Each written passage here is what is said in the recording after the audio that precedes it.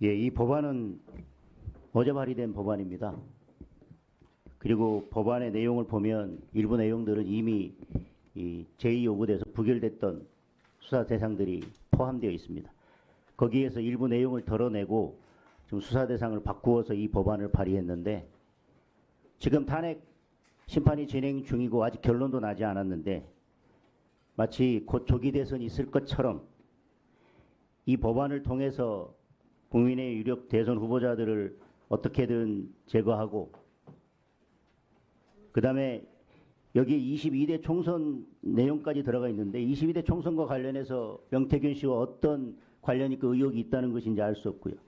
지방선거, 총선, 보궐선거 모든 사항들을 다 집어넣어서 결국은 국민의힘 의원들 전체를 수사 대상으로 포함시키고 국민의힘 당사 모든 압수수색 다 가능하도록 하고, 결국은 조기 대선을 염두에 두고 국민의힘을 어떤 기능도 하지 못하도록 마비시키겠다는 것과 다름없는 내용이라고 생각합니다.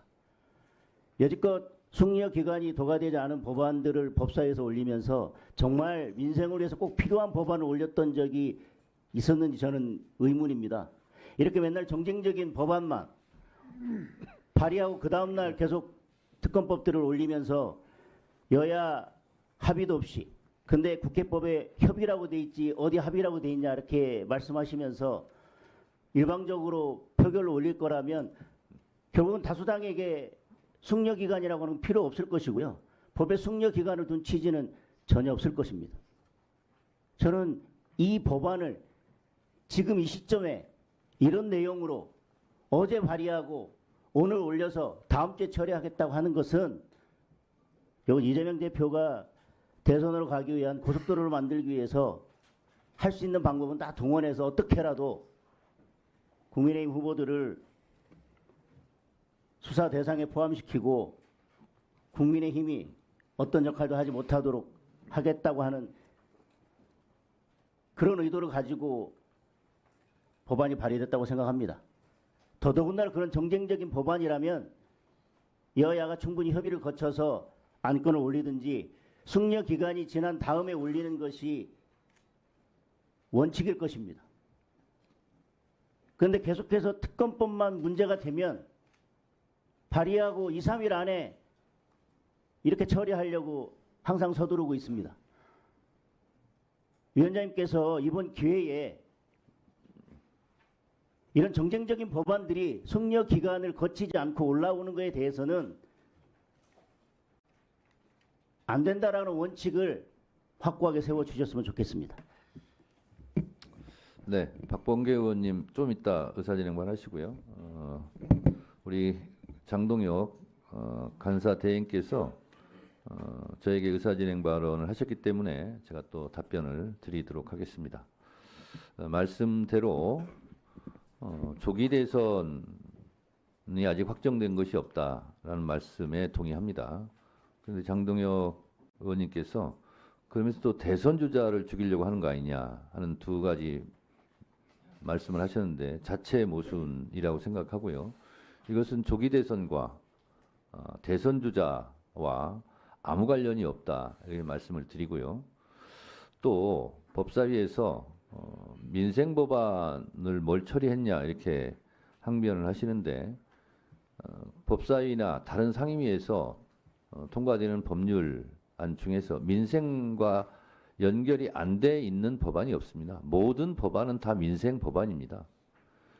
민생이란 뜻을 살펴보십시오. 그렇다면 국회 통과시키는 모든 법안은 민생 법안이라 할 것인데, 지금 말씀하신 뭐 정쟁적인 법안 말씀하시는 것은 민생 법안이냐 아니냐의 문제가 아니라 여당과 야당이 첨예하게 이해를 달리 하느냐 안 하느냐 하는 걸로 저는 이해를 하도록 하겠습니다.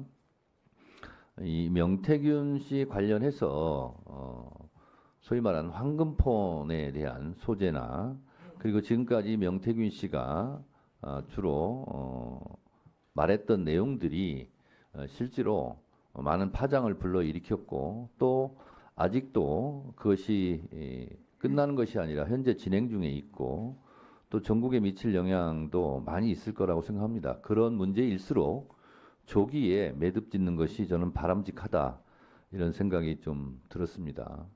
이재명 고속도로 말씀하시는데 이재명 대표가 에너지 고속도로는 얘기를 했지만 이것이 이재명 고속도로가 될 것 같다는 것은 민주당에서 좋아할지는 모르겠지만 위원장으로 봐서는 그것이 이재명 고속도로일지 아닐지는 아무도 모르는 겁니다. 그래서 예단해서 말씀하시는 것은 좀 곤란하다 생각하고 다만 장동혁 의원님께서 말씀하신 대로 숙려 기간을 잘 지켰으면 좋겠다 하는 부분은 나름 일리 있는 의견 주장이라고 생각을 합니다만 그렇지 못한 경우를 대비해서 국회법에서도 이렇게 숙려 기간이 지나지 않고 불가피한 사유가 있을 경우는 위원회 의결로서 속전속결로 처리하라는 국회법의 취지도 있기 때문에 앞으로 될 수 있으면 장동혁 의원님께서 말씀하신 부분이 잘 수용됐으면 좋겠다는 생각을 하면서 오늘 안건은 상정하도록 그렇게 하겠습니다. 박범계 간사님 의사진행 바라세요. 네, 우리 장동혁 간사대행님의 말씀도 일리가 있습니다. 위원장님 말씀처럼. 그렇지만 숙려기간 20일이라는 것이 뭐 오로지 그 길만 있는 것이 아니고 긴급한 필요가 있는 경우에는 숙려기간을 지키지 않을 수도 있는 것입니다. 수사가 사라졌습니다. 창원지검의 명태균 게이트 수사가 사라졌습니다. 그것은 내란과 함께 벌어진 일이고 황금폰이 제출됐음에도 불구하고 그것과 관련된 수사가 진행되고 있는지 여부조차도 지금 알려지고 있지 않습니다. 지금 윤석열 내란 피의자에 대한 탄핵 심판이 이제 정점을 향해서 가고 있습니다. 윤석열 피청구인은 야당의 탓을 합니다. 국회의 탓을 합니다. 예산권의 문제, 또 입법권의 문제, 그리고 탄핵 소추권을 시비를 걸고 있습니다. 그것이 마치 이 내란, 즉 비상계엄의 원인인 것처럼 얘기하고 있습니다. 그러나 12월 2일 날 윤석열 대통령으로부터 전화를 받았다는 곽종근 전 특수전사령관의 증언에 따르면 윤석열 대통령이 12월 2일임에도 불구하고, 즉 계엄 하루 전날임에도 불구하고 준비되는 대로 며칠 뒤에 보자. 이 얘기는 12월 3일 날의 비상계엄이 12월 2일까지도 예고되어 있지 않았다, 계획되어 있지 않았다는 얘기입니다. 어제 증인으로 나온 이상민 행안부 장관도 12월 3일 아침 조찬회의가 끝나고 나서 저녁에 용산 대통령실로 와야 될 일이 있을 것이다 하고 나서 부랴 울산에서 김영현 장관으로부터 비화폰 통화를 한 뒤에 서울에 올라와서 대통령실로 향했습니다. 그 원인이 뭡니까? 그것은 명태균 게이트, 명태균 씨가 말하는 황금폰에 쫄아서 비상계엄을 당긴 겁니다.